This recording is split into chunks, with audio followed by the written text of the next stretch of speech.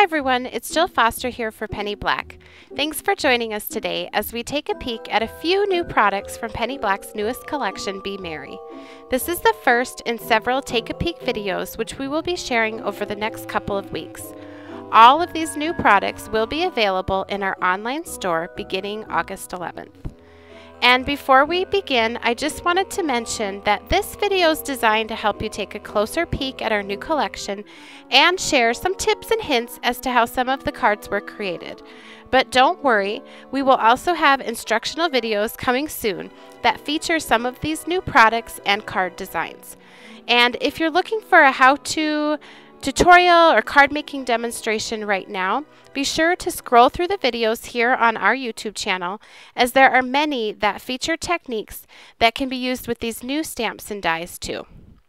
Today we'll be taking a closer look at the gorgeous new brushstroke stamps within this release, along with card and project ideas. And this new collection, Be Merry, has several new brushstroke stamps. I think they're just really beautiful, and I love the large size as they can easily be the primary focal point element on my cards. I use the same technique and layout to create a set of cards with these stamps. So here's a look at the first stamp, Bells and Berries. And just a note again before we go any further, you will see a complete list of product numbers used on each card shown on screen in light gray. Once this release is made available on August 11th, any of those product numbers can be searched in the Penny Black online store or website, which I have linked for you below in the YouTube description box. For these cards, I used a stamp positioning tool, and I used the Misty by My Sweet Petunia, and I inked the stamps with Ranger archival inks in a variety of colors, and then stamped onto hot press watercolor paper. I then went back in and added shading by painting on top of the stamped areas with Distress Ink re-inkers used as watercolors. Once dry, I masked off the image and the edges of the panel and applied Distress Ink to create the rectangular background in the center of the card.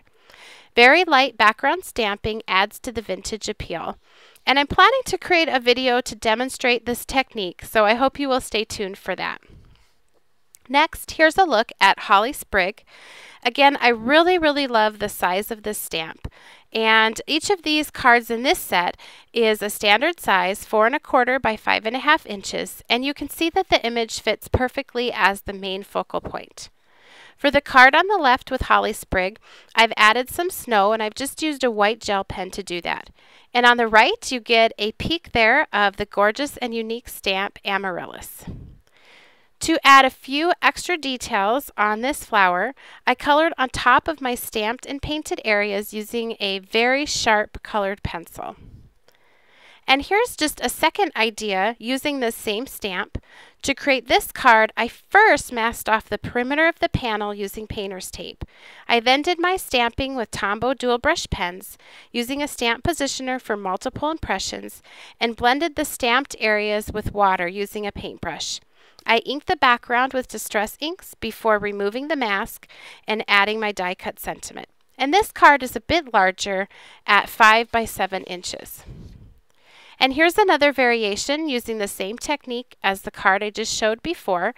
This one is also 5 by 7 inches, and a small touch of shading with colored pencils once the panel is dry really does add a lot of depth to the design. This next card features these fun Christmas bulbs, adornments. I think there are so many possibilities for this stamp just by changing the color scheme of the ornaments or even fussy cutting them out and layering them with other stamps and dies. And finally, I just love having a poinsettia in my stash for the holidays. This one, Red Delight, is beautiful and very easy to work with. For all of the cards in this set, the sentiments are from our creative dies. They're really easy to position on top of the one-layer panels.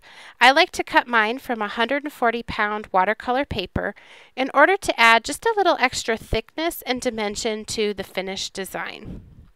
And finally, I wanted to share with you one more stamp, and this is called Berry Speckled.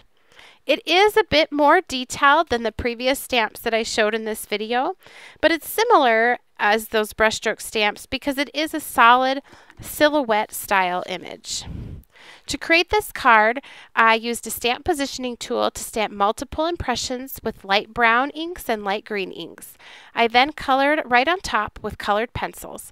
Lots of distress inks and shades of brown were added to the backgrounds using an ink blending tool and foam pads. Thanks so much for tuning in today to take a peek at just a few of the stamps from our brand new Be Merry holiday collection. All of the new stamps, dies, and designer paper will be available in our online store beginning August 11th. Stay tuned here and on our blog for more sneak peeks, teasers, and a closer look at all of the new goodies, as well as card ideas from myself and the other Penny Black designers. And one more thing before I go, I also wanted to mention that Penny Black has a great challenge going on right now with the chance to win a $100 shopping spree to our online store. I have provided a link to all of the challenge details in the YouTube description box below, and we'd really love to see your Penny Black holiday creations. All stampers are welcome. If you enjoyed today's video, I hope you will give it a thumbs up and subscribe to our channel. You can also connect with Penny Black on our website, blog, Facebook page, on Instagram, Twitter, shop our online store, and see lots of card making tutorials here on our YouTube channel. And once again, I've linked to all of these in the YouTube description box below. Happy stamping!